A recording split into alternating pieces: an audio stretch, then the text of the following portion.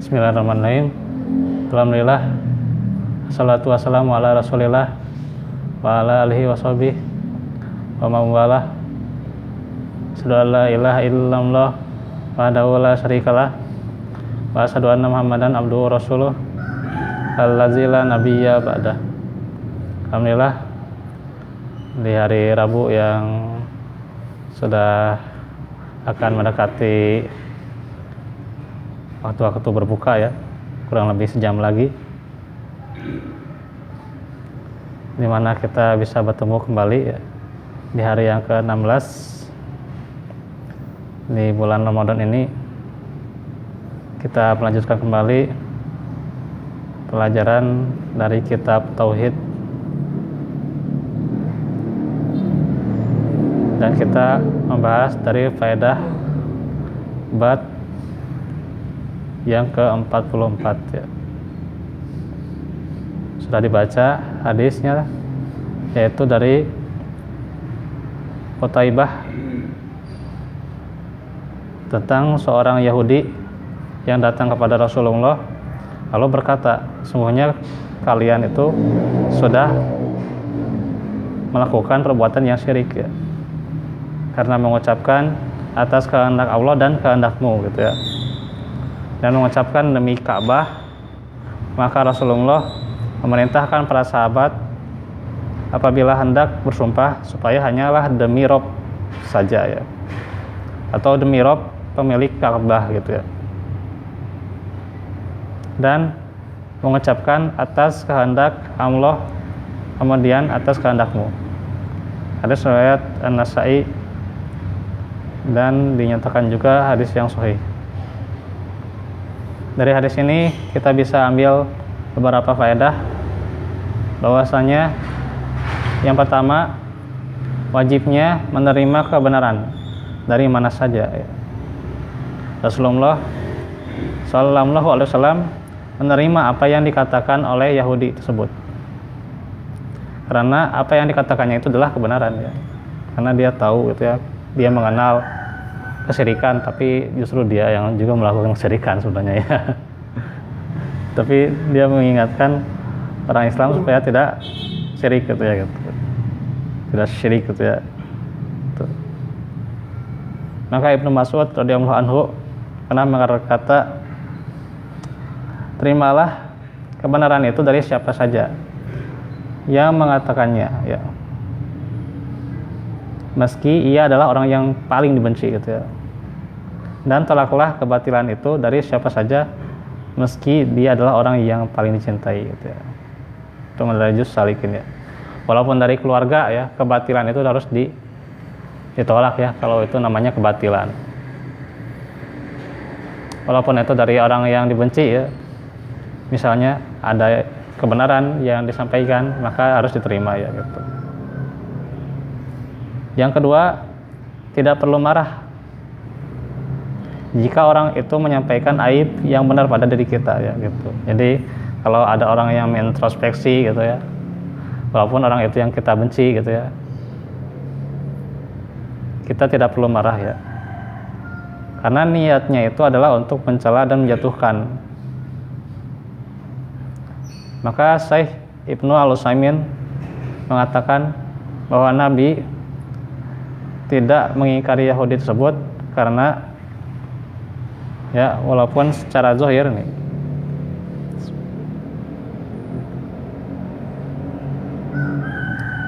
secara zahirnya itu maksudnya adalah ya, untuk mencela dan mengejek Nabi ya, tapi karena perkataannya benar, maka dia tidak diingkari perkataannya.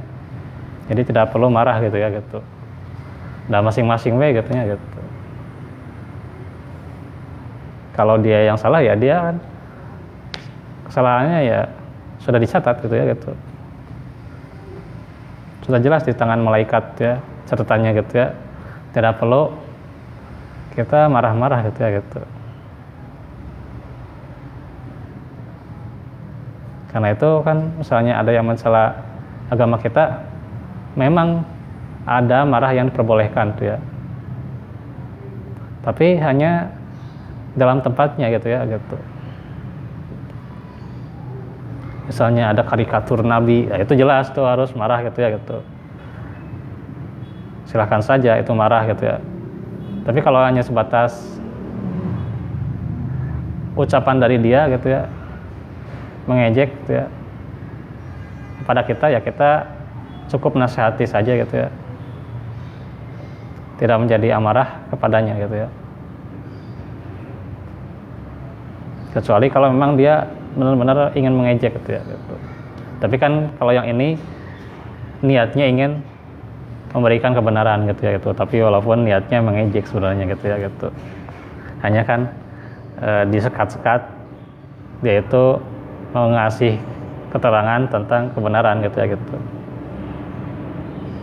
Ada sebuah hadis qudsi gitu ya gitu ya. Hadis qudsi. Hadis ayat kursi ini ya. Hadis tentang ayat kursi ya.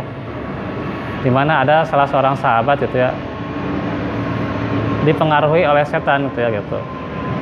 Ucapkanlah ayat kursi gitu ya sebelum tidur gitu. Nah, ini yang jadi polemik nih. Apakah di waktu sebelum tidur membaca ayat kursi atau tidak? Padahal itu yang ngasih taunya bukan orang Islam, tapi siapa? Setan ya gitu. Nah, ini juga sebagian mengatakan ya ayat kursi ya baca-baca aja gitu ya gitu. Hanya saja setannya ya biarin itu dosa-dosa dia gitulah gitu. Ingin mengejek gitu ya dan sebagainya. Tapi kalau itu emang kebenarannya kan sebelum tidur disunahkan baca ayat kursi, ya sudah baca aja gitu.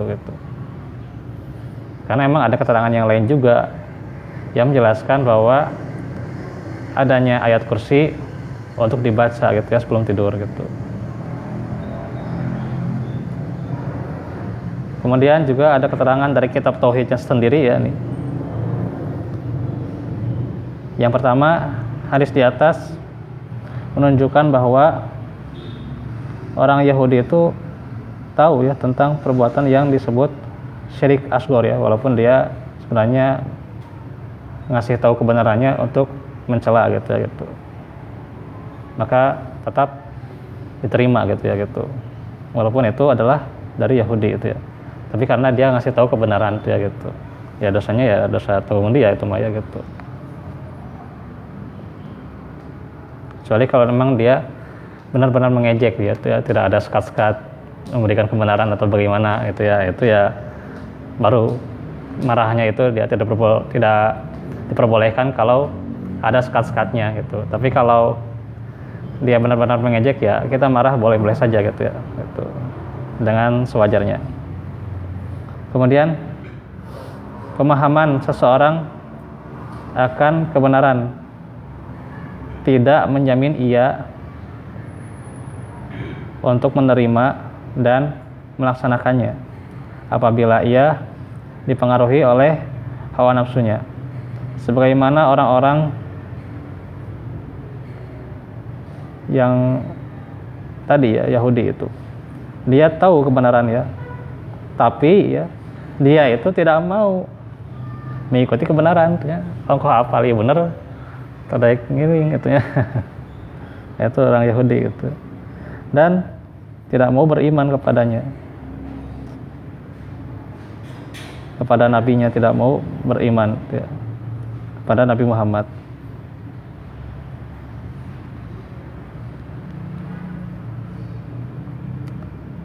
Kemudian juga yang ketiga, sabda Rasulullah, apakah engkau menjadikan diriku sekutu bagi Allah sebagai bukti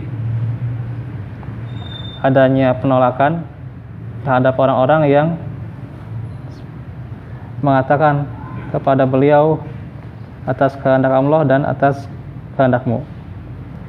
Jika demikian, beliau lalu bagaimana dengan orang-orang yang mengatakan wahai makhluk termulia ini? Contoh ini, wahai makhluk yang termulia, tidak ada seorang pun bagiku sebagai tempatku berlindung kecuali engkau. Tuh, sampai segitunya ya.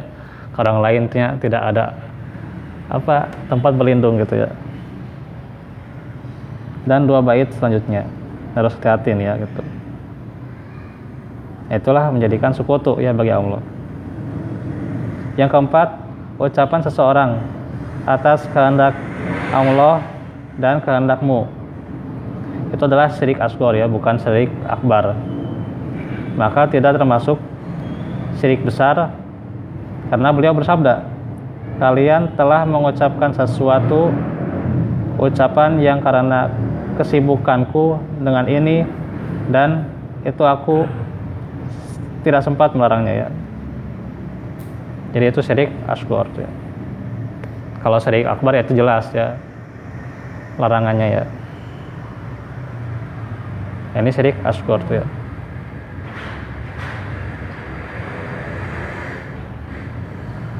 Kemudian yang kelima, mimpi yang baik termasuk bagian dari wahyu ya. Jadi kalau ada mimpinya baik itu bagian dari wahyu ya. Itu adalah dari mimpinya para nabi itu ya gitu. Dan juga mimpi dari orang-orang soleh itu ya, bagian dari wahyu yang pernah bagaimana orang-orang soleh kan diantaranya azan itu kan syariatnya dari mimpi ya gitu, dibenarkan oleh nabi gitu kan. Nah itu bagian dari wahyu gitu ya. In huwa illa wahyu yuha ya. Nah itulah yang perkataan nabi yang merupakan wahyu yang membenarkan ya.